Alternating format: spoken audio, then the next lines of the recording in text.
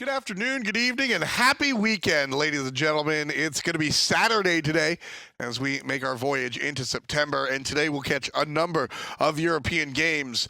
Once more time, this is all culminating into the Smite World Championship, so an event you definitely want to be at, Toli. It's going to be available for you, available for me, and available for you, the fan at home. Just get your tickets at hi-rezexpo.com. Hey, exactly, and that'll go ahead and pick you up entrance to the event. And of course, if you follow the right people on Twitter, maybe you'll even go ahead and get a discount.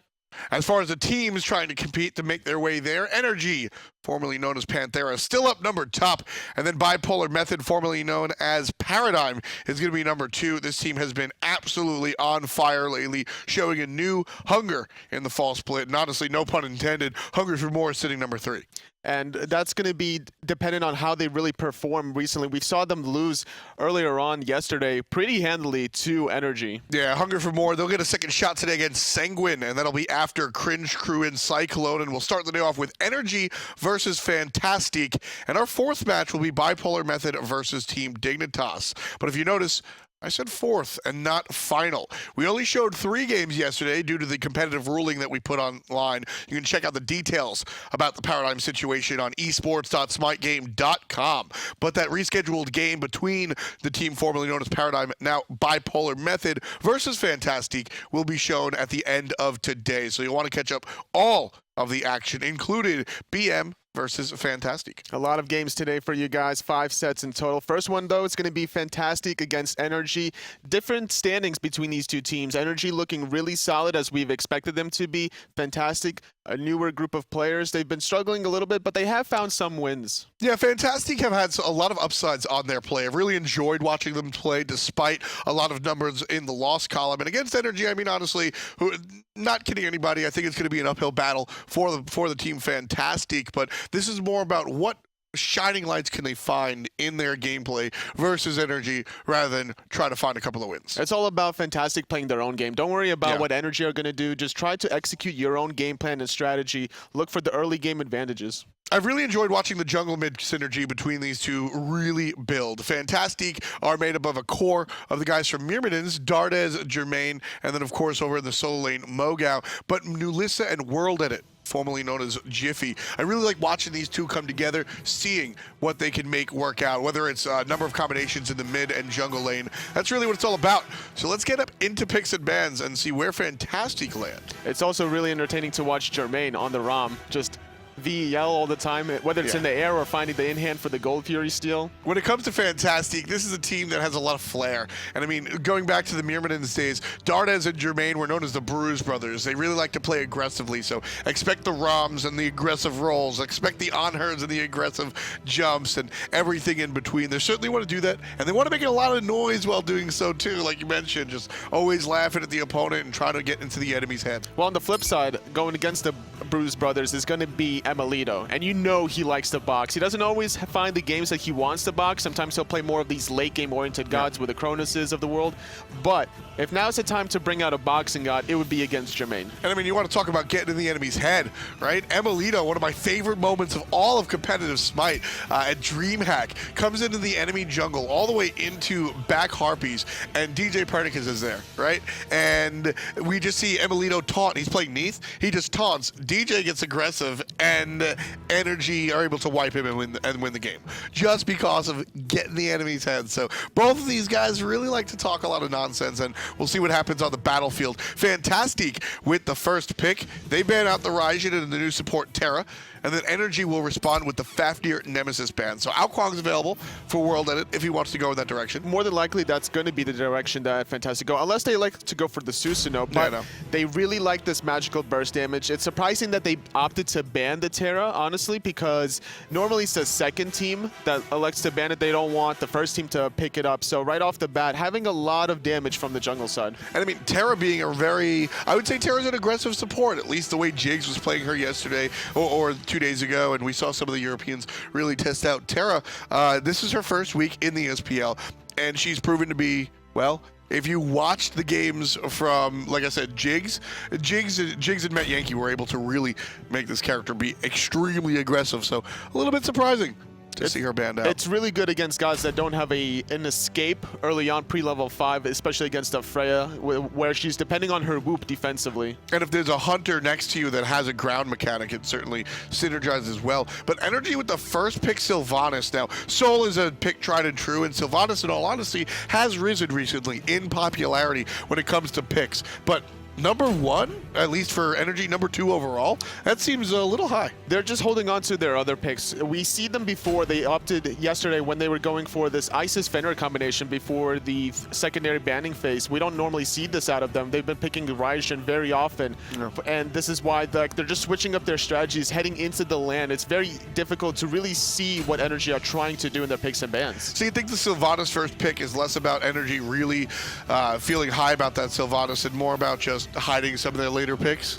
That's what it seems to me for the most part. There was a lot of jungle picks that they didn't need to go for since Fantastique opted for the Kuang right of the way, going for the Susano before the secondary bans, and then just going for their duo lane that they really want to. It could also be Sol onto Yammyn, but more than likely emilitoo wants to farm and fight. I like the Chiron ban out of Fantastique. The Sol Chiron is one of the quintessential NRG lineups, and a little bit different if you're new to the SPL. Chiron makes his way to the mid for NRG a lot of the time. So with the Sol selection, Fantastique opt to ban out the Chiron, sort of reading what NRG want to do, and NRG respond by picking nulisa, saying, hey, we didn't plan on it at all. I like this pick because it prevents WorldEdit from really diving that back line. nulisa is one of those characters where you don't want to dive her when her clay golems are up. You have to make sure that is on cooldown before you commit to a kill. Ravana will be the selection for Fantastique's solo lane. Sobek will be the support, and the hunter will be the Jing Wei. So we don't get to see any Ram today, at least not yet. The last selection for NRG will be Sun Wukong. So a very standard lineup, I'd say, from honestly both teams. Nothing too out of the ordinary. I think you're looking at the Sylvanus to be kind of the odd man out, but if you've been watching NRG lately, it's really not that odd out. Everything else seems to fit right into place. Despite it not having that many picks so far in the SPL, it's had a decent amount of success rate. Already for NRGs, they have 100% win rate, and in the SPL, it has 2 out of 3 wins. Well, Sylvanus, the game has slowed down in amount of team fights that we see. I think we see a number of important team fights that wind up into sieges, right? And everything is very sort of top-end or top-down, strategic, tactical, etc. So when it comes down to it, the Sylvanus works out. You're able to go ahead, initiate a team fight with either the Wrath of Terra or the pull, and then heal up throughout it. And then, of course, you can supplement the subsequent siege with that heal. It's going to be important for NRG to be grouped for those nice little poke already. So Jermain feeling very confident. It's like, okay, got the first in hand. GG. I mean, that's old Smite lore, right? That's all you need to do, man. Go in the jungle, find that first in hand. I mean, it's as classic as the Minotaur. As soon as one person first basic attack wins, right? We should have a statistic for that. Whoever gets the first in hand wins. I mean, that's one of the oldest things that we've been speaking about here. But Fantastique taking the field. WorldEdit and nulisa again. Really the pair that I like to talk about. We'll look at MoGoW here on the right side. Now, WorldEdit on the South Kuang and the Ravana. The Ravana really protects the Kuang from getting invaded too hard in the early game. That's true. Kuang at level 1 could easily get exploited, especially by such an aggressive pair from NRG between the Sun Wukong and the Susano. And that's why they opted to go for that ward that's right around the blue buff in case there was a cheeky rotation. So keeping an eye on NRG Esports is a Fnatic, or Fantastique. Formerly known as Fnatic. Pretty much, yeah. And that's why it's a little confusing. I like the guys from Fantastique, though. You can see that they spell their name. MoGoW, Dardez, and Jermain are all French, so giving a little flair to their name, hence the Fantastique. nulisa in the mid lane versus Yammyn. Yammyn on the nulisa. It's funny. I feel like a lot of mid laners sort of play mages plus Neath, and then a couple of mid laners have extra hunters in their arsenal. Yammyn, I feel like he's got hunters plus nulisa and like a Janus here and there. He's been playing a lot of Raijin, and that's why he was targeted banned against him this game. So trying to pull something a little bit different on the side of NRG. Not normally known to play this nulisa, but could definitely make it work with this composition. Yeah, and going back to what you were saying about the Sylvanus first pick overall, NRG seem to be changing their gameplay style just to do so, right? You find success with one style for so long, you change it up just so you have a couple of different options. Gank in the solo lane, MoGoW, nowhere to go. Nice little rotation from adapting. Should be able to find the kill. Takes a tower shot for his trouble, though. And that right there, NRG Esports, Dimi baiting successfully. I'm sitting here talking about something else and watching Dimi and going, hey, you know, you expect this to happen, right? Robin's going to beat up Sun Wukong. He gets low, and then everything evens up. That's why I don't mention anything. But Dimi got a little bit lower than I think a lot of people expected, which is why you saw Robin kind of stick into that fight. And knowing MoGoW, he's known to be very aggressive. So Exactly. taking advantage of that with a nice rotation for adapting. Now rotating to middle, getting level 4 before WorldEdit is, and now he's on top of the farm by getting those back left harpies. So now WorldEdit has to come over and sort of help out MoGoW because he got too aggressive. How much does that hurt Liao Kuang, if at all? Well, he's going to be struggling in terms of hitting level 5 before adapting will be. He should be able to get off the boots 3. We already see WorldEdit back for boots 2, let alone. So this could be a little power play for adapting to find a fight. Yeah, adapting is in the, well, both jugglers are back now, but adapting with a quick 200 gold lead above his opposition. So we'll definitely keep an eye on those two. Players looking for that power spike, specifically WorldEdit. Adapting, hitting level 5, and he's going to back for the Warrior Tabby at this moment. There's no respawns for another minute in terms of speed, blue, and red buffs. So if they're going to look for a play, it's probably just going to be around those Fire Giant elementals. So, I mean, that's pretty much as close to perfect farming as you can get, right? Want to break down some of the fundamentals and the basics here. The jungle goes ahead and clears out everything, and with nothing left on the map, all you can do is back and pick that up. Emilitoo forced to use the Purification, not wanting to get plucked into a whole wave on Fantastique, so doing a good job. And that could be a rotation early on from WorldEdit, getting a nice, easy execute. Got to keep in mind where that purification is, and that's one of the big plays about Sobek. MoGoW's going to miss the root, and NRG's going to collapse. Dimi over here looking towards MoGoW. WorldEdit already able to get the minions, but now everybody looking towards the player. Knock up onto MoGoW, and nulisa looking to clean it up, and he will. Yammyn gets the first blood, and the follow-up kill out of adapting as well. And that should be allowing them to continue on to the aggression. Speed buff has just respawned, so NRG, they are also being aggressive in the duo lane, doing a lot of damage over time. A nice counter ultimate from Dardez, though, preventing the knockup. Jing trying to find something, and yeah, Fantastique getting aggressive here in the duo lane. It actually looked like Fantastique were really winning this pretty hard, but NRG able to respond just with the right timing, right abilities, and more specifically, let's go into that fight on the right-hand side. We had just brought up about the purification stripped on NRG's duo lane, and we were saying to keep a lookout for WorldEdit, so that's why NRG go that hard to find the kill. The problem was that the power spikes, like we mentioned before, there was boots 3 for adapting. WorldEdit only had boots 2. I don't know if MoGoW had backed or not before that team fight happened, but he didn't have enough mobility to keep with Susano, so when he got out-poked, the commitment was just too real, and they had to rely on everything landing perfectly, right? The Typhoon did just enough damage to confirm the kill from Yammyn. Yeah, I mean, at this point in the game, Yammyn's ultimate does next to no damage. It's so low damage considering it hits all 5 players on the team. So keeping that in mind, you know, adapting everything had to just line up perfectly for NRG to find the follow-up kill. And being left alone was WorldEdit. He couldn't really do enough damage to find anybody in execute range. And with Dimi still having his ultimate, there was nothing he could really do. He even died under the tier 2 tower. That's a little bit rough for Fantastique to start things off quickly.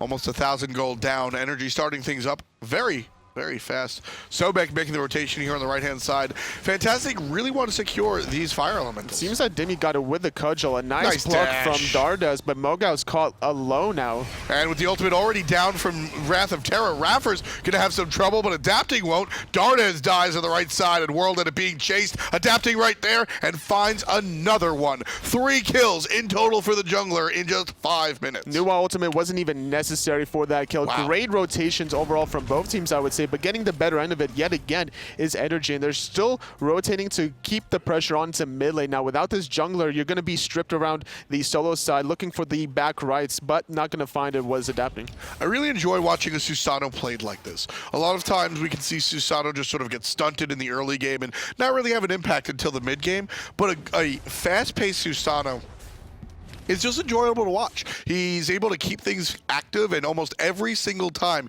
he you see the Susano make a rotation, he's able to make it happen. And because of his passive and his and his teleport, it just happens so fast across the map. It's really a pleasure to watch. And with this lead that he has already, he's going for a very glass cannon style build. Normally we see junglers start going into Void Shield, but against an Kuang that's already 2 levels behind you, there's no reason to, right? You're just going to go straight into Jotun's Wrath and continue the pressure, find the cooldown, cooldowns to continue the chase. Yeah, the only physical damage on the side of Fantastique is going to be Jermain, which you'll run into a little bit later. And then MoGoW on the Ravana, which, I mean, it's not that Ravana doesn't deal damage, he just doesn't deal burst. He's going to deal damage over time, so you're able to get lucky and escape. NRG here on the right-hand side, however, invading the speed buff, and Fantastique can do nothing but watch. They have to figure out a way to get something else on the opposite side, but the respawn timers for all these buffs are just so desynchronized right now, and in the solo lane, there's going to be a potential grouping up, but with WorldEdit being that far behind, just going to disengage.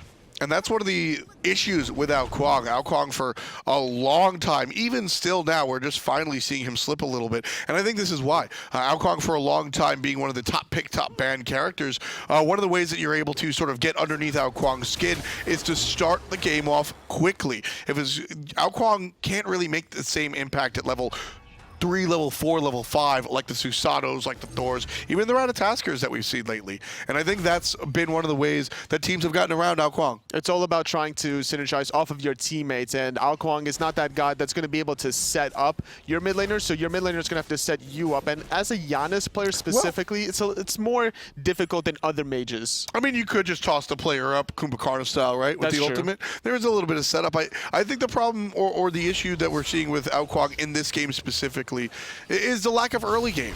And teams, good teams, are able to capitalize off of it. It's been a while since we've seen NRG really go and try to ban the Kuang, and I think it's just because they've figured out how to play against it, and the way that NRG chooses to play against Kuang is to start the game off very, very early. I mean, you see the Susano, 3 kills in 5 minutes. That's where NRG were able to find their lead now, and I think that's their trick against Kuang. I think NRG baited out the Kuang pick, honestly, knowing that it is WorldEdit, and that's one of his, favorite go-to gods. Susano was open, and that's why that NRG didn't really care if the Kuang was picked or not. The early game pressure that this god provides for you, especially with the mobility and the free poke, is just too strong to really pass by. You don't always need the invade to really stunt somebody in the early game. Jermain, on the other hand, having a ball of a time here in the dual lane by himself versus emilitoo's Soul. About 100 gold lead there. Dimi getting rooted out. WorldEdit thinking about it, but wants a little bit more damage from MoGoW before he hard commits. Yeah, he has to also try to look for the farm anywhere he can find it. He doesn't want to rotate mid because he cannot win these little 2v2, 3v3 skirmishes, so he's trying to look for something maybe in solo. I mean, he's already 2 levels down, 1,000 gold. That's a ton of gold, Anatoly. That's a really big lead that you see for Susano. 5,700 versus the 4,500 out of the Kuang. That is a very large lead that Adapting has over WorldEdit right now, and certainly the focal point of the game. And Jotun's Wrath finished for Adapting. He's going to be able to make so many plays. This is already the 9-minute mark where this item is complete for him. He's just been a farming machine, top gold of his team. That's not normally something that we see out of junglers. Yeah, I mean, it's all about the, like I said, the high mobility out of Susano, able to farm up all around the map. But Fantastique gonna sneak a Gold Fury this early on. Yammyn sniffs things out, but it might be too late. Gold Fury goes down, and Fantastique secure it. iRaffer and Yammyn trying to find the kill onto Dardez, and they just might. But even still, Toli, 1 support for the objective. If he even falls, that's a fine price. It's going to be the support falling. Adapting's going underneath, trying to strip the jungle in the solo side. So this is what NRG are about to take away from Fantastique. Even though the gold might have dipped into Fantastique's favor afterwards, it's about to go back into NRG's favor. So what allowed Fantastique to really open up the map? I mean, there's not really a lack of vision anywhere. They didn't really find a kill. NRG just happened to be on the right-hand side. Was that just timing the speed buff with the Gold Fury? They saw the positioning of NRG around the Fire Giant Elementals, around the speed buff. With Adapting on that side of the map, you really want to get something on the left because you can't really team fight to even defend your own speed. So at this point, you might as well try to hit or miss on the Gold Fury. I like the play. Very well done by Fantastique to sort of stop the bleeding, because NRG have certainly really cut them open. Not only do they find the tier 1 tower over there, but all of the early game success that we've seen out of NRG. And here's a rotation from Fantastique. nulisa actually going to find Adapting with the ultimate, but it's really a about the rotation from the players. 3 are here, 4 now with the addition. There's an execute target, and it's going to be hit by WorldEdit. 1 kill for Fantastique, finally on the board, almost 11 minutes in. It takes Fantastique to get a kill. Dimi, unfortunately, didn't have enough mana to use his ultimate. This is a problem sometimes that players have. Whenever they see a buff on the ground, they go into that little cave just to pick it up, and that bought enough time for Fantastique to make the rotations through space and time to get off the slows that they needed to with the curse, with the Sobek ultimate to chase him down. I just feel like that it's very nice that Fantastique got a kill. I'm very happy. But that kill doesn't do anything for Fantastique, really. I mean, Dimi's not on a tear. It doesn't necessarily shut him down. It doesn't give any map presence. You're on the right-hand side of the map. You're not getting a 11-minute Fire Giant off of a single Sun Wukong kill. So Fantastique get on the board, and that's all well and good, Toli, but I just don't see... That was a really big commitment for next to nothing. They could have potentially looked for the blue buff immediately after, since they lost their own, allowing MoGoW to try to recontrol this lane, because he's still a little bit behind. Magical defense being started on the side of Dimi, so he has a little bit more health to play with, and at this point, Sun Wukong will start winning the trades. MoGoW now fighting a little bit with Sun Wukong. Still about half a level down or so. You can see these solo laners a little bit closer than the jungle matchup. 300 gold separating the two, which should be about expected. Sun Wukong does rather well, able to dish out some poke and clear the wave. WorldEdit making the rotation. It's a heavy commitment onto the solo lane, and recognizing this, unfortunately for MoGoW, immune to the roots during Ox form. You know, why don't we break this one down a little bit, because, well, hold that thought. Jermain in some trouble here. Gonna get slowed out by the soul on the wrong side of things. Pops out a little bit, and ultimate for ultimate. Hunters will be safe, but here comes Adapting, trying to change that. Knockup's good, Sanctuary on time, but right after it comes the soul damage. And Adapting looking for the dive. Here comes the mid lane and Dardez in tow. Slowing down Adapting with iRaffer as well. WorldEdit throws the dragon, steals some extra poke, but not enough to put the player into execute range. NRG now turning around. Yammyn takes a chunk, but Fantastique will turn around. We saw a gank into a counter gank into another counter gank. Great rotations all around. iRaffer making sure that Adapting got out, even having to use Purification just to get away from the slow provided from Dardez. Yeah, I mean, that right there, nobody died because everyone did exactly what they were supposed to do. Good smite coming out there on the long lane side of the map. 5 kills to 1 right now, as we're 13.5 in. NRG started things off very quickly in the jungle, and I think that was their game plan against this out Kuang. But as they transitioned from the early game into the mid game, they've got to start looking at maybe a different character. Is it Adapting pairing up with Yammyn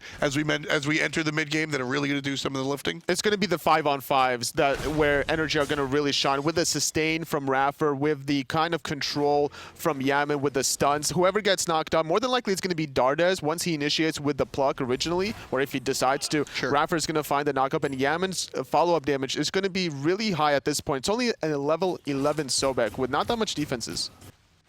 Not quite.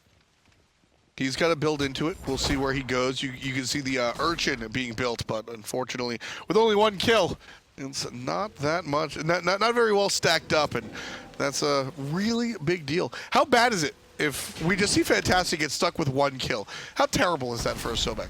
It's pretty bad. You want to be able to be as tank as possible. This is why you made the investment to try to get these stacks. But if I'm on the side of Fantastique, I don't really want to be fighting, honestly. If I'm behind experience-wise, I'm looking for the Gold Fury steals. I'm looking for ways to engage. I'd rather honestly see him with a Winged Blade.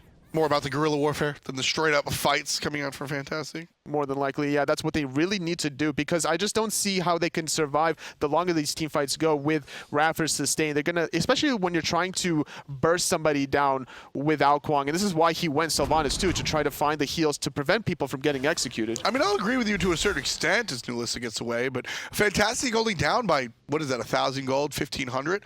It's not terrible for them right now. Fantastique can find a couple of fights.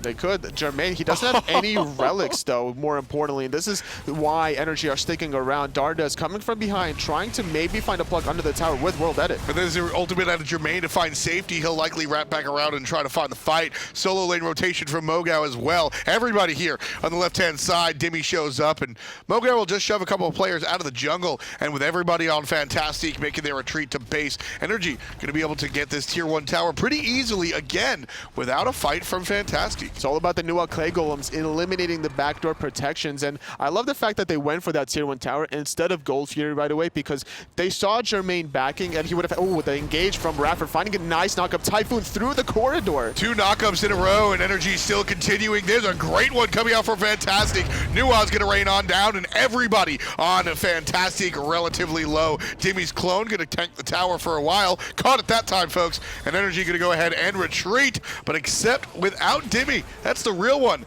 and he's gonna have to run away safe and sound. Grouping up with NRG, they're a little bit low here. I still think they attempt the Gold Fury. Jermain's gonna try and stop it. iRaffer doing a good job healing, finding a nice pull onto Jermain, forcing out the purification now, having to retreat with Dardez, but with that much health on the Sobek player, you can't really contest. But NRG, they're rather low themselves. They're not feeling confident about starting up the Gold Fury. Yeah, they need to wait for the cooldown on the Wisps. You know what it is? It was yesterday's match against Hungry for More. They got it stolen twice against them. It was the Vulcan ultimate and the Lawbringer. And now immediately Fantastique just pulling the trigger. They're like, you don't want the Gold Fury? Well, thank you. Really cute play coming out from Fantastique. Jermain stayed there the entire time. Everybody else was able to go back home. And like we said, NRG, they just didn't have the cooldown on the Wisps to really heal up. And that's one of the major differences between the Sylvanus pick and the Guan Yu pick, I think, is Guan Yu's able to heal your team up in sort of a time of need like that. Sylvanus is sort of, hey, I'll get to you when I get to you. So because of that, NRG have to rotate in just a tiny little window for Fantastique to come on in. And again, this is the game plan. NRG are kind of beating Fantastique, and then every now and then, Fantastique are able to sneak a Gold Fury to tie the game. It's a similar story to yesterday against Hungry for More. Like we mentioned, that first game, it went on to 40 minutes or so, where NRG, they kept making the winning plays, but because of the fact that they didn't get those Gold Furies, they weren't able to shut them down as hard as they could have in the earlier phases. And again, there's no real vision coming out from NRG on the left side. You can see the entrance right behind where there was a tier 1 tower in the mid lane. Outside of that, no real vision. Is this a overarching problem for NRG? I would say not, honestly, because they have good map control with the fact that these towers are down. WorldEdit taking some poke from adapting, but he should be fine. This is the point where you want to start grouping up and looking for somebody with this Kuang execute. Even onto iRaffer would be decent. And Dimi's going to get poked out a little bit. Might be a good target with WorldEdit a little bit local. Nah, he just went back to base. That's the Nulisa's Janus showing up here on the right-hand side. But yeah, Fantastique have managed to keep the game nice and even thanks to their repeated couple of the 2 Gold Furies that we've seen sort of snuck. I'll use the word snuck, right? Well, I'll be a little careful with it, but kind of take it out from NRG. They're the Gold Furies, 2 in a row from Fantastique. They've been keeping it even, and now that we're here in the mid-game, like you said, WorldEdit has to start being relevant. I mean, early game was the Susano show, as it should be. And Fantastique don't really have an early game, right? They've got late game characters across the board pretty much. With the Kuang, 18 minutes on the board, all right, you got the first pick Kuang. Now do something with it. Yeah, it's getting to that point where he's going to start getting a little scary. Polynomicon has been finished, Obsidian Shard being worked on for WorldEdit. He is level 15, so this is the point where his power spike is starting to grow and grow. MoGoW not afraid to be a little bit aggressive, but adapting might change his mind. The pullback and the dance forward. There's the dash, and there's the knockup onto MoGoW. Combined with the ultimate out of the mid lane. Trouble for the Fantastique solo lane, and Dimi puts him down. Gold Fury is down, so that's why they made the play on the solo lane side. You want to try to be aggressive, and now Dardez finding the nice pluck onto Yammyn, instantly drops. Wonderful play, knockups into the ultimate out of the mid lane. Nulisa absolutely on point there. WorldEdit cleaning it up, and here the chase onto iRaffer, and there's the ultimate. WorldEdit taking to the sky, and right on cue, Fantastique start getting aggressive. WorldEdit makes his stamp, and he'll even go even more so onto the tower. Right there, that's just a statement. That is a statement, and emilitoo knew the aggression from WorldEdit. He wanted to look for the landing, and that little bit of poke allows Fantastique now to go for this tier 1 tower. Obviously, emilitoo not wanting to defend this 1-on-4 by his lonesome, but they found the tier 1 on the right after the kill onto MoGoW. You know, it's fun. I say the landing down onto emilitoo and the immediate turnaround, it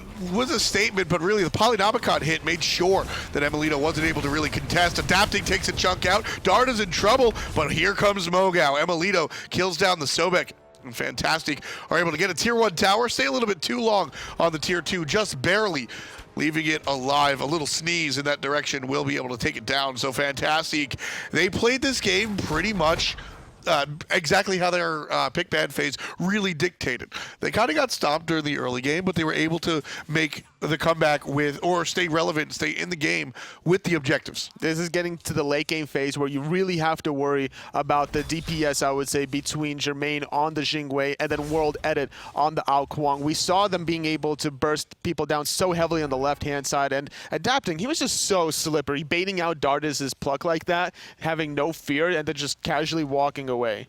These days in the current meta, we're used to sort of looking at a draft or at a draft composition and easily identifying the late game carry. There's a Freya, there's a Kronos, there's a different character. On the side of NRG right now, I mean, there isn't necessarily that go-to god. I mean, Susano perfectly fine during the late game, Nua perfectly, but none of the Soul is probably the hardest carry I would look at. For NRG at this point in time, you have to worry about your position. We saw how easy he was able to pick off Dardez without having that escape, without having lurking in the water. Still in the early phases of his Height of the Urchin stack, so he's not that tanky as he could be. And this is the late game form for NRG. They're relying on the Soul. But on top of that, you also have to worry about this Nua because of her Clay Golems reducing the magical protections, which also amplifies Soul's damage. So my question here is, emilitoo is going to be sort of the late game character for NRG on the Soul, without a doubt, like you said, with a special shout to the mage, as always. Is NRG in trouble if this game goes too late? I wouldn't say so because of the fact, like we mentioned before, the sustain onto iRaffer. He could also potentially go for Lotus Crown to amplify the protections from his Wisps, but feeling confident going for this tier 2 tower siege is NRG. Yeah, they're going to get aggressive here. I think this is the right play. 21 minutes, about the right time. NRG still not all in aggressing. Look on Raffer to be the guy. And WorldEdit on the side, waiting for somebody to overstep. Going to get spotted out by Dimi as MoGoW leads the charge, trying to defend the tier 2, but he has to be careful about getting plucked into those golems. That would do so much damage onto him. It's really important for Fantastique to keep the Sylvanus in combat. He has the blink, and a blink Wrath of Terror can just win this fight, like, period. Absolutely. Dardez plucking, and there comes the blink initiation, knocking up to the Typhoon as well, dissecting the team fight. Dardez forced to retrieve Nua. Ultimate should be able to clean him up, but it doesn't matter. Dimi finds the cudgel. Dimi over the top, and the tower underneath. NRG able to take the tier 2 tower, and right there, we saw two major problems for Fantastique, which were pretty rough. One, Raffer was able to find his way out of combat to go ahead and blink on in, but Dardez, unfortunately, the pluck hits a clay golem, and at that point, I mean, Fantastique, totally, I feel like they lost a team fight off of that one pluck. Well, on top of that, it was Raffer finding a nice blink engage, disrupting the team fight, the Typhoon on the left-hand side of the tower siege. It was a slow and calculating push, I would say, from NRG because they're relying on the sustain from Raffer. Any sort of poke that they get is from emilitoo's Stellar Burst. Is very difficult to avoid that huge circle going into the tier 2 tower. And here, we've got the Fantastique. You lose the game, but win the Gold Fury. That's kind of what Fantastique have been able to do all game. Losing their tier 2 tower this time around, giving NRG about 1,500. But then again, coming back into the conversation with the Gold Fury kill. Let's take a look at the graphs real quick and see how this has illustrated the game. Again, just watch this. NRG start winning the game, and then each little bump is the Gold Fury that Fantastique are able to pick up. So well done by Fantastique to stay relevant, because without these 3 Gold Furies, NRG are leading this game by maybe 9,000? I would say so, especially if they were the ones to pick it up. And now they're trying to force something on the Fire Giant side because of the fact that they're feeling confident that they can win these team fights. Now, they forced out through space and time. It looks like Tier 1 mid-tower was being aggressed on. This red buff might be stolen. Maybe. We'll see. nulisa trying to make it work. And Yammyn just going to show up, and, well, it's not taken just yet. nulisa turns around with a cheeky toss right through the wall. Very crafty play. Adapting might chase nulisa down. Has to be careful. Going all the way behind the boards, recognizing adapting styles. So denying the red buff away from Yammyn, but now adapting has secondary thoughts of trying to get a red buff of his own. A couple of players here from Fantastique to respond, however, much different than just the mid laner. NRG have rotated their entire team over here to try and support the steal. Not going to happen, however. Fantastique pushing forward. There's a nice flip onto Dimi. He's going to go Ox for him to knock up Dardez as well. MoGoW finds a root and a knock up onto Dimi one more time. But that's a solo lane son Wukong. He's tanky, and he's only half dead. He's patient enough to hold on to the ultimate, relying on the wisps from iRaffer. He's going to be able to still commit really heavily with the ultimate. And with that, looking at his item build already, Pestilence, as well as a Void Shield. Normally he goes Void Shield a little earlier on, but on a Wukong, you want to get the Breastplate of Valor for those cooldowns. So the Pestilence that you pointed out, there's not exactly a lot of healing necessarily on the side of Fantastique. I mean, not even a meditation to name. Why do we see the Pestilence? There's a few self-healing options, right? Obviously, you have MoGoW that can self-sustain off of his root. You have Sickening Strike coming out of Sobek. There is some magical lifesteal as well from the Janus that you have to worry about potentially if he builds into it. And of course, you know, a little bit on WorldEdit himself as well.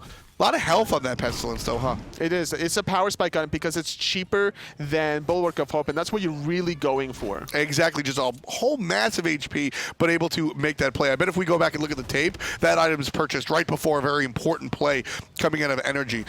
A lot of the time you see NRG make these plays, and you'll see the characters back, and it's sort of just buy what you can now because we're going to make the push.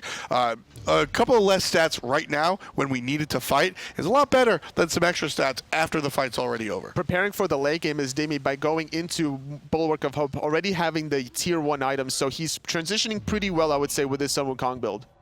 Yeah, really crafty build coming out of Dimi. No surprise there. Right side, however, a little bit surprised. Knock up on a MoGoW. He's in trouble. Adapting. Takes a big chunk. And Jermain gonna safely ultimate on the backside. Dimi's clone gets taken out. And NRG on the right side. They started a fight, but they certainly didn't finish it. Both teams having to retreat. We saw Fantastique having to go into the jungle, whereas NRG, they're still grouped up because of the sustain from iRaffer. This could give them an opportunity to maybe force out the Fire Giant once Adapting gets in position. Yeah, you've got players from Fantastique still alive, however, so if NRG do start it, it won't be free. They could have the Clay Golems tank this Fire Giant for free and then just bait it out, not having to take any damage themselves.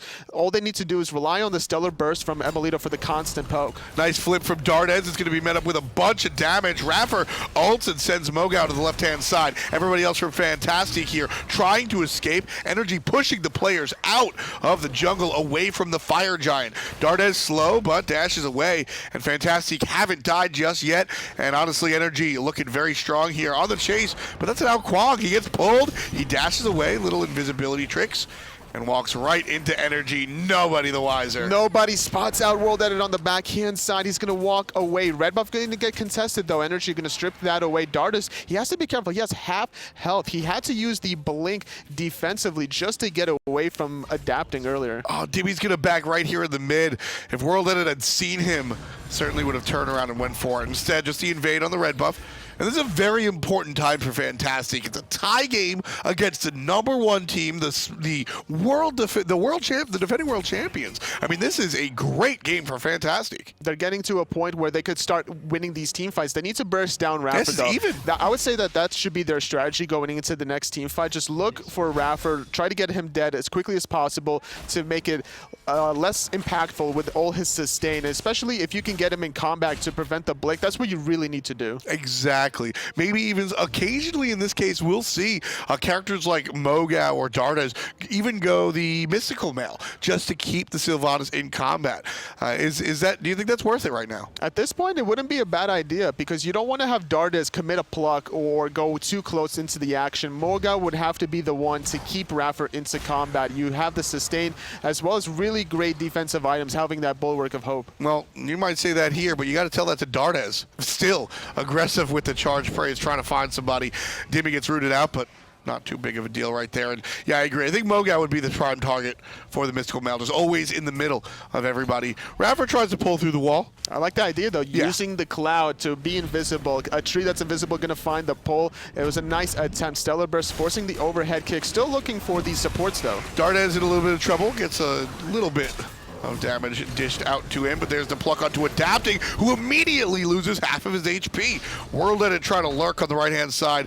He gets noticed, and he gets touched, and that alone will send him back to base. WorldEdit really a glass cannon at this point. And I don't think NRG spotted the back behind the Fire Giant. Adapting is a little low. He's going to back on top of this, so it's going to be a 4-on-4 as these junglers make their rotation back, but NRG, they're going to bait out the Fire Giant still. They feel like they have enough members to really still find poke. Dardez, he's still poked out. Yeah, Jermain, however, certainly swinging with those critical strikes online. You can see almost finished with the build.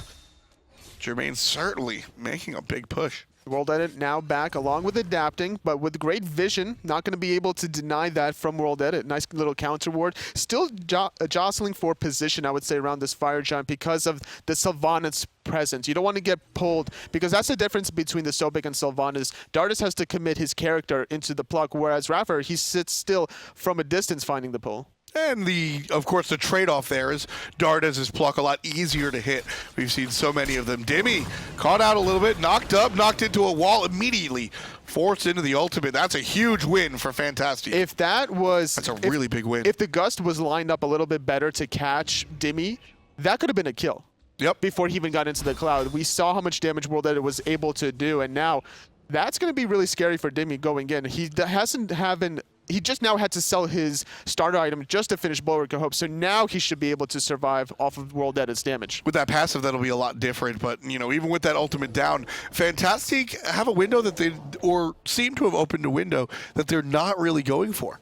They're trying, though. They're looking for some opportunities, both teams right now, adapting. He hasn't found the same plays this late game that he has earlier on. As a result, he hasn't allowed his team to really flourish that we've seen. But all it takes is one big team fight, one person out of position to really get the ball rolling. And like we were talking about before, NRG, when it comes to late game characters, they're looking at the soul right now. Emilitoo has to do a lot of heavy lifting. Susano can certainly make it happen, but he's not the heavy character like we see in some of the other games. iRaffer going to be rooted here, and some damage tossed out by emilitoo. Pull just barely missing there from iRaffer. Instead, Fantastique are the ones getting aggressive. Dardez pops up out of the ultimate. emilitoo half HP. MoGoW following suit. iRaffer whiffs on the ultimate, and Fantastique now looking for an entrance. They're trying to go into Dimi. His ultimate is available, though. This could have been an overcommitment. Now, emilitoo coming from the backhand side. Pull going to get denied by MoGoW. There's Nuwako to the sky. Going to take out nobody, but adapting. Able to put down Jermain, and adapting. Able to put down MoGoW. 2 for the jungler, while Yammyn puts out WorldEdit. 3 in total for NRG, and they're still giving chase onto nulisa. Adapting just following up. There's the pull, and there's the shutdown. Triple kill for adapting, while the rest of his team takes care of Fire Giant. NRG doing such a great job in that team fight. Despite iRaffer's ultimate being off the mark, he was still trying to save emilitoo from all the damage that he took earlier on, preventing MoGoW from committing. And then, as a result, when they retreated on the left-hand side after committing onto Dimi, forcing out his ultimate, the sustain from iRaffer topped everybody off, and then they were able to really flank all of Fantastique from getting anywhere away. You know, the fact that the Dimi ultimate was online, that was an issue for Fantastique in that fight. I think they wanted to make that play a little bit earlier when they chased out Dimi's ultimate, but NRG intelligently spread out and didn't really allow Fantastique to take the fight. Do you think Fantastique should have just gone for the Fire Giant and forced NRG to go for it? It would have been better to probably chase down the left-hand side, but the problem is on the side of Fantastique, there is no sprint to really chase. They opted to go for the curse to try to limit the sustain. If MoGoW had went for sprint, that would have been really useful in that last engagement, chasing down emilitoo, who was less than half health. Instead, NRG take the lead one more time. Just over a half-hour play here. Fantastique have been keeping it nice and close, but for the first time all day, we're seeing a large lead, 3,500. But we're going to add a couple to that with the Gold Fury, and NRG stretch their lead all the way up to about, well, what is that, 6,000 gold? So a big lead for NRG right now. 12 kills to 3, despite Fantastique having a very strong early and, well, very strong mid-game, we'll say. NRG started things off with adapting in the jungle. They kept themselves in the game with those 3 gold furies. Exactly. That was the most important thing that Fantastique did all game. As well as trading the red buffs in the later stages, it was always nice for them to look for something to get back in return, because they weren't able to do anything in the early game off of all those speed buff invades. But now look at this. We see a positioning from both teams on the left-hand side. They recognize that with mid and right side having to be defended by the fire minions, just going to go for the last tier 2 tower. Yeah, this is textbook here. You take out the Phoenixes, 2 of them down, both mid and right, and it forces your opponent into a different spot of the map, so this is a free tower. I thought they were baiting because they were right on top of that ward, waiting for the rotation from NRG, and that's what it was. But because of the minions getting closer and closer to your Titan, you have to give up that positioning and start trying to defend this last Phoenix. I mean, what was it? Cyclone versus Sanguine yesterday. Oh, wow. Tons of damage being put right on a Fantastique all of a sudden, and emilitoo able to make it happen. 2 kills in total, 1 in that that last exchange. Sanctuary going to save the life of WorldEdit for now, while adapting deals with him right after it falls off. nulisa finds the portal, and NRG still pushing this left-hand Phoenix. It's going to fall. Definitely going to be a great spot for NRG with those free kills. They're going to push into the Titan room now. There's a lot of damage still onto MoGoW, not having any ultimate, but it doesn't matter. The minions are here, all 5 members with Fire Giant still on NRG. That's going to be the first game to NRG. Enjoyable game, in all honesty. NRG just do exactly what they have to, and Fantastique kind of putting out a fire here or there. You ever play one of those games like Root Beer Tapper or something where you like mobile games, right? Where there's like something happening here and you got to tap, something happening here and you got to tap, and you want to go back and forth. That's what this game felt like. Whack-a-mole. Fantastique were just following up to every single thing that NRG were able to pull out, and then you just saw Fantastique, Gold Fury. Gold Fury. WorldEdit gets a gank, Gold Fury. But then after a while, NRG just have too many moles popping up for them to keep up. So Fantastique drop game 1. Too much burst damage to deal with, honestly, from both sides, but unfortunately not as well executed as could have been for Fantastique. With the Kuang, you really want to try to find the burst damage. They weren't able to really commit onto Dimi that one last Fire Giant exchange. That's where things really went downhill.